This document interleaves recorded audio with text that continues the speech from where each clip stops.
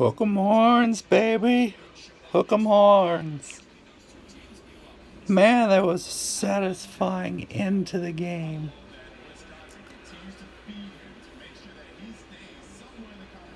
The way we started that game, however, it didn't look like it would end well.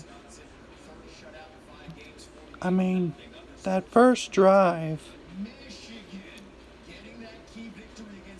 we started very poorly. We allowed big plays, and then that big pass play for a touchdown.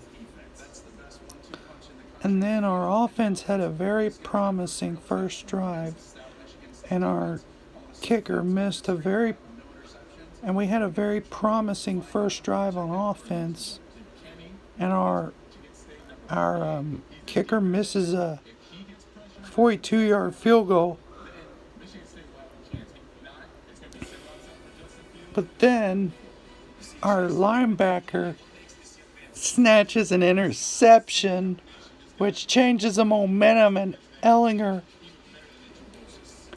finds Malcolm Epps for the tying touchdown, and we're back in it. And then later on, the Mountaineers get a touchdown.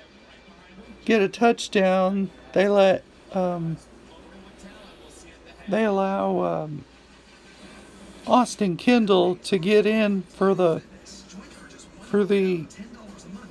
touchdown on a zone read play.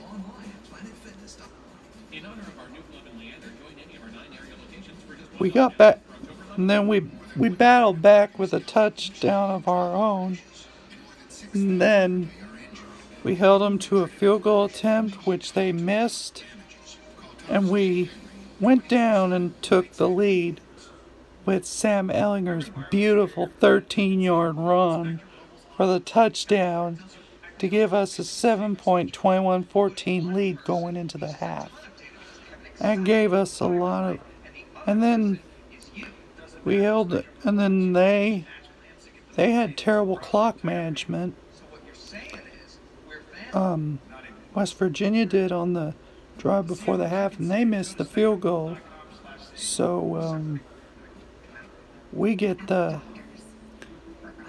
they held themselves off the board on that drive.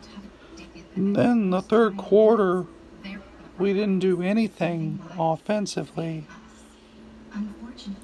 And then Ehlinger throws that ball deep. Then we snare an interception, and then later on, Ehlinger throws probably as bad a pass as I've seen since his freshman year, and puts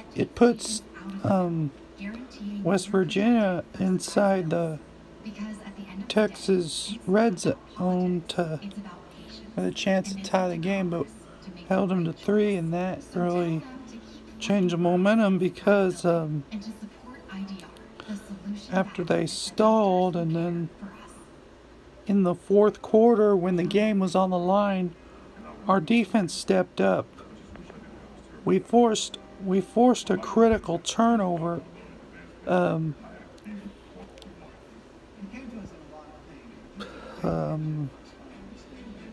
B.J. Foster snared the interception, and then that was the play we needed, and that changed the momentum.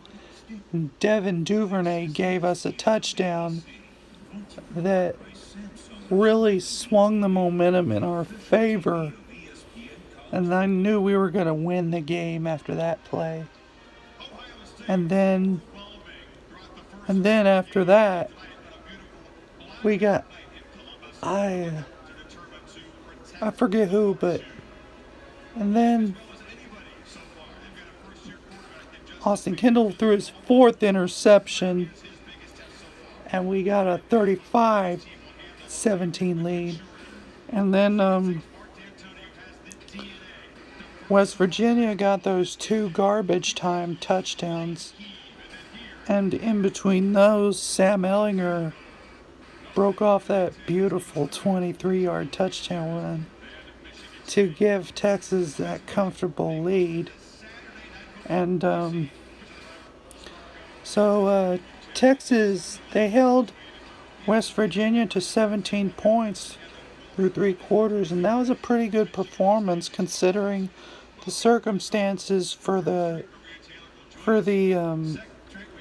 they're considering how much thin and in depth their secondary was, our secondary was, because it's just they were in a tough spot, but our defense had to play very well. Now the West Virginia offense, it's nothing compared to the Oklahoma offense. The Oklahoma offense is going to be a much tougher than the West Virginia offense.